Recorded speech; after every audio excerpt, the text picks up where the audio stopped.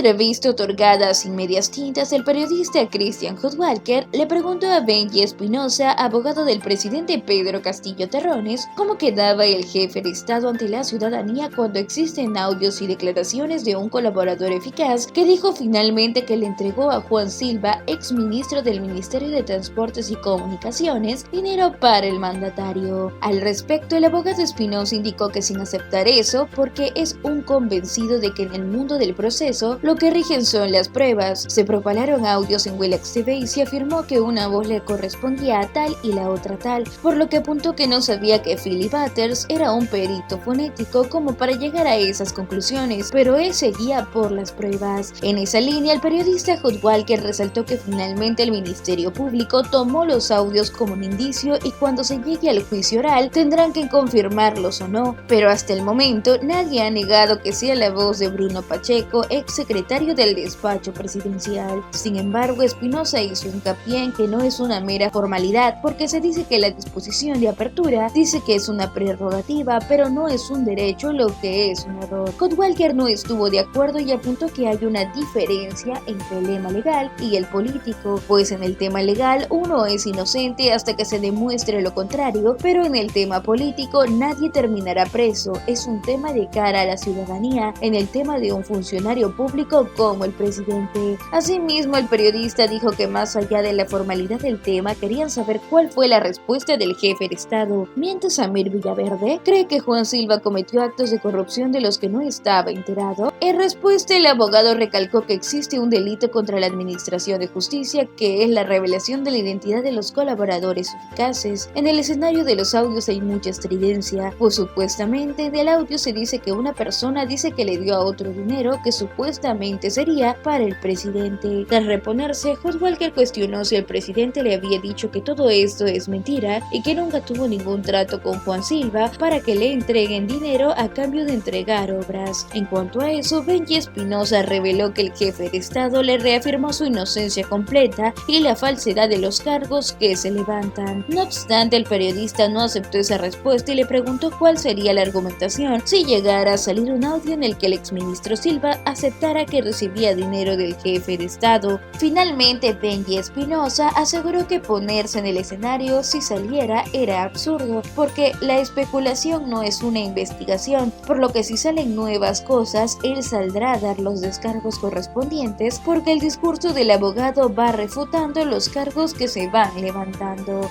¿Le sorprende este informe del Ministerio Público?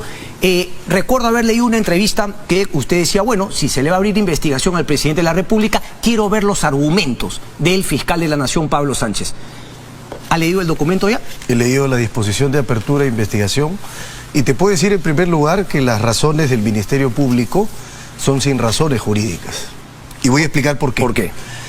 Porque desconocen los alcances del artículo 117 de la Constitución. Lamentablemente hemos retrocedido mucho tiempo en la interpretación jurídica y parece ser que la Fiscalía de la Nación se ha quedado en tiempos de Montesquieu, que decía que el operador del derecho es la boca muda que pronuncia la ley, o como Traseñí, que decía el juez o fiscal es el fonógrafo de la ley. O sea, repites acríticamente lo que dice la norma. La norma dice que el presidente solo puede ser acusado durante su mandato por 4 situaciones.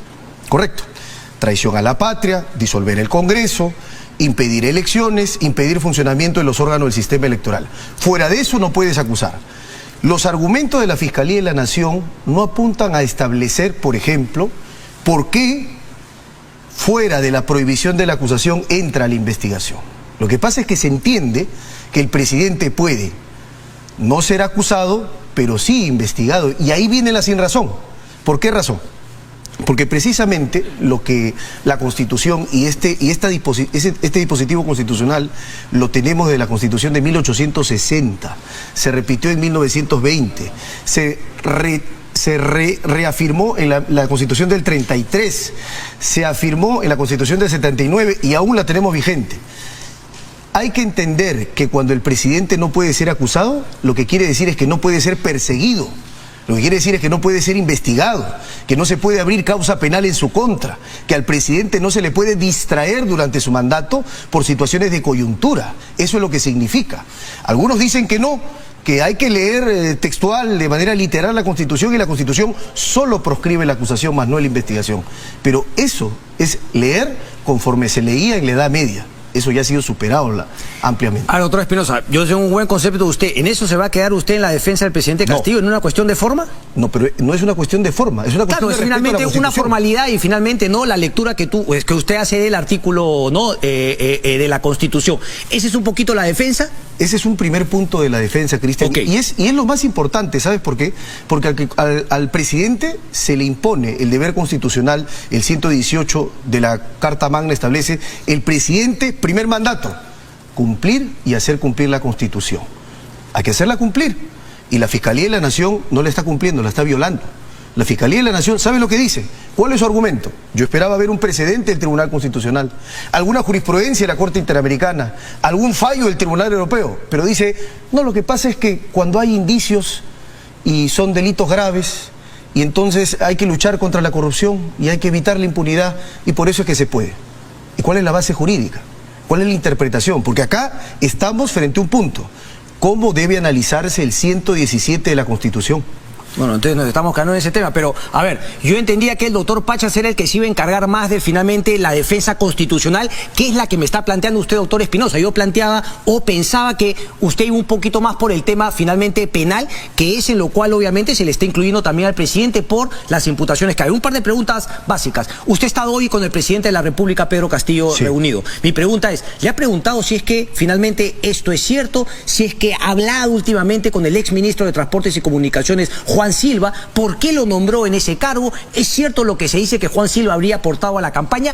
¿Eso ha sido materia de conversación con el presidente, doctor? Lo primero que debo subrayar es que el presidente me ha reafirmado su inocencia. Yo ya lo he dicho en otros medios. Yo estoy convencido de la inocencia del señor presidente de la República, de Pedro Castillo Terrones. ¿Correcto? Yo estoy armando la defensa a partir de defender a una persona inocente. Negados los cargos, lo que yo le he recomendado junto a mis colegas que ejercemos la defensa conjunta, le he recomendado es, nosotros no podemos tolerar, no podemos admitir, el primer mandatario del Estado no puede permitir que se viole la Constitución y la juridicidad en su contra. Bueno. Entonces, ¿cuál es la medida? Partamos ahí. Enrique Bernales Ballesteros, Javier Vallerriestra, el maestro Luis Villarán en su momento, de distintas tiendas políticas llegaron al consenso que en el Perú existe un régimen de irresponsabilidad presidencial. No puede ser el presidente acusado, ni investigado, ni demandado, ni llevado al fuero arbitral. Hay un régimen de irresponsabilidad. Puede no gustar, pero finalmente, como decían los romanos, dura lex, sed lex. La ley puede ser dura, pero es la ley y hay que Bueno, aplicar. pero bajo esta premisa entonces algunos dirán, bueno, si es que finalmente no se puede abrir investigación, van a intentar ir por la parte política en el tema de la vacancia presidencial. Eso finalmente sería válido también. Y ahí nos está alejando uno de la Constitución. Y eso es otra situación, porque ahí lo que vamos a analizar en el juicio político es precisamente si se cumple el supuesto de incapacidad para la vacancia, ¿no es cierto? Que es otro asunto es el juicio político, por ejemplo, para la destitución, inhabilitación o suspensión. Sí, pero funciones distintas. Pero ahí pensaremos que sí hay un precedente finalmente, que es el caso de Martín Vizcarra. Claro, pero yo le digo, más allá de las personas, porque finalmente acá son garantías institucionales. No, pero como usted me hablaba de que no hay un precedente y por eso de alguna manera desautoriza o le quita peso finalmente a la investigación, o sea, no se está centrando en lo que lo acusan al presidente Pedro Castillo, sino de que finalmente se está incumpliendo al abrir una investigación al presidente de la República. Cristian, te voy a poner un ejemplo. Si a ti el día de mañana te querellaran porque tú has difundido una noticia, te aseguro, si yo fuera tu abogado o cualquier otra, yo te diría, tú no vas a negar los cargos, no vas a entrar al fondo. Primero vamos a ver, ¿en realidad ejerciste las libertades que te corresponden o no? Y tú me dirás, sí, ejercí mi libertad de expresión, ejercí mi libertad de información, y quien ejerce un derecho, ¿correcto?, no viola la ley, no comete delito, no incumple nada.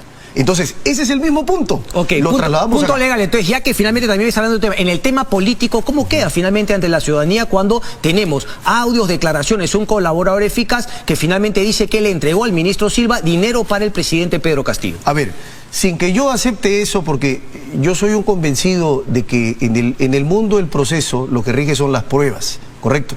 Acá se han propalado audios, no acá, digamos, sino en otro programa. Sí, que acá, Willax, sí. Correcto. Y se ha afirmado que esa voz le corresponde a tal y que esa otra voz le corresponde a tal. Yo no sabía que el señor Philip Butters era perito fonético. como para llegar a esas conclusiones. Yo me guío por la prueba. Sí, pero el Ministerio Público finalmente lo toma como un indicio y cuando se llegue al juicio oral, finalmente se tendrá que confirmar o no. Nadie lo ha negado hasta ahora que sea la voz del señor Bruno Pacheco. La abogada de Pacheco en una declaración exitosa dijo, yo dudo que sea la voz de mi patrocinado. No, dijo que me lo prueben. Es decir, no lo negó, pero dijo lo mismo que usted me está diciendo. Me acoto, me cierro en la formalidad, que me prueben finalmente que es mi voz. Ganó tiempo. Pero no lo niego, porque si lo niego miento y luego finalmente la justicia también puede tener una consecuencia legal por haber mentido de que no era su voz. Mi estimado Cristian, lo que pasa es que no es una mera formalidad. Lamentablemente, y esto que sirva precisamente para que se entienda, el respeto a los derechos no es una mera formalidad, porque acá se dice, por ejemplo, la disposición de apertura dice, eso es una prerrogativa del presidente, pero no es su derecho. Ya, pero eso es un error. Pero usted entiende la diferencia entre en el tema legal y en el tema político. En el tema legal, obviamente, uno es inocente hasta que se pruebe lo contrario. En el tema político, nadie va a finalmente terminar preso. Es un tema de cara a la ciudadanía, en el tema de un funcionario público como el presidente de la República. Entonces, más allá de la formalidad y de que tiene que avanzar todo este tema, ¿cuál es un poco la respuesta del presidente? ¿Miente Samir Villaverde? ¿Cree el presidente de la República que Juan Silva puede haber cometido actos de corrupción de los cuales él no estaba enterado? Yo te puedo decir, y vamos a hablar, porque tú sabes que existe un delito contra la Administración de Justicia, que es la revelación de identidad de colaboradores. Pero vamos a poner un escenario. Si nos ponemos en el escenario de los audios, hay mucha estridencia acá, pero dice que y Pedro sabe, sí, sabe, pero se hace. Correcto. ¿Y eso qué prueba? Eso respecto a lo primero, yo digo lo último, 30.000 soles para ser entregados al ministro y luego al presidente. Vamos a ese hecho. Supuestamente la persona A dice que le dio a B y que B decía que iba a ser para el presidente. ¿Eso qué cosa prueba? Eso prueba en todo caso que hay una persona que toma el nombre del presidente. No prueba que el presidente ha pedido. ¿Te das cuenta que es diferente? Si hay una persona que dice, supongamos un reportero dice, dame dinero, dame 10.000 soles para Cristian, ¿significa que tú estás pidiendo la plata? Correcto. No, significa que una persona está tomando tu nombre. Correcto. Que son dos cosas distintas. Entonces esa es finalmente un poco la argumentación, pero mi pregunta directa es, entonces, el señor presidente de la República, usted le ha dicho que todo eso es mentira, que nunca ha tenido ningún trato con el señor Silva respecto de entregas de dineros por entregar obras. En absoluto, me ha reafirmado su inocencia completa y la falsedad de los cargos que se levantan. Y si saliera un audio más adelante cuando efectivamente el ministro Silva acepta que recibía dinero para el presidente, ahí ¿cuál sería la argumentación? Nuevamente que estaba usando o tomando el nombre del presidente sin su autorización. Cuando nos ponemos en el escenario de la hipótesis, si saliera, especulación no es investigación. Yo te diría que salgan cosas y yo descargaré, contestaré. No, pero yo se lo pregunto porque, claro, es hipotético, porque se lo pregunto porque, claro, cuando salgan, si es que salen esos audios, nuevamente me dirá lo mismo que ahora decir. El discurso del abogado va cambiando de acuerdo a las pruebas que van saliendo. No, el discurso del abogado va refutando los cargos que se van levantando, eso es lo que corresponde. Se levantan cargos y uno los refuta, uno los contesta, uno los explica y uno los aclara. Entonces yo acá estoy siendo bastante claro. Yo estoy acá poniendo en su real dimensión lo que está pasando, porque claro, se hace muchísima estridencia, mucho ruido y hay un señalamiento. No hay mucha estridencia, lo que hay es una investigación abierta por el fiscal de la Nación, Pablo Sánchez. Usted me dice que es un error porque se está incumpliendo el artículo 117. Es solamente eso. ¿Usted cree que se está equivocando el fiscal de la Nación? No, es que es una investigación que nace muerta. Es una investigación que nace muerta porque, fíjate acá. ¿Qué medidas van a tomar entonces? ¿Dónde puede finalmente usted reclamar que lo que está haciendo el fiscal de la Nación es algo indebido? Vamos a pedir al amparo del artículo 150D del Estatuto Procesal Penal la nulidad absoluta de esta disposición. Y si la Fiscalía de la Nación no lo aceptara, tenemos expedito el derecho a plantear una tutela de derechos conforme al artículo 71.4 del Código Procesal Penal. El investigado que considera que la Fiscalía está violando sus derechos puede recurrir al juez vía tutela de derechos para que se cautele. En este caso concreto, el derecho previsto en el 139.3 de la Constitución. El derecho a no ser desviado del procedimiento preestablecido por ley. El derecho a que se cumpla el 117 de la Constitución. Déjeme plantear la pregunta desde el otro punto de vista. Entonces, digamos, ¿y por qué esa situación? ¿Por qué finalmente no decir, bueno, investígueme, no tengo nada que ocultar? ¿Por qué siquiera impedir? Porque finalmente lo que queda claro, y usted ha citado el artículo, es que la acusación, no se le puede acusar al presidente de la República salvo por esos 4 puntos. Aquí hablamos de una investigación, pero usted dice que finalmente la investigación también está prohibida por ese artículo. Sí. ¿Por qué no decir, bueno, yo creo que hay un error en la Fiscalía, pero investígueme, no tengo problema, no tengo nada que ocultar? Porque no podemos permitir que las arbitrariedades y las violaciones a la ley se conviertan en comportamiento de los poderes públicos. Y permíteme acá un punto. En efecto, el término acusación.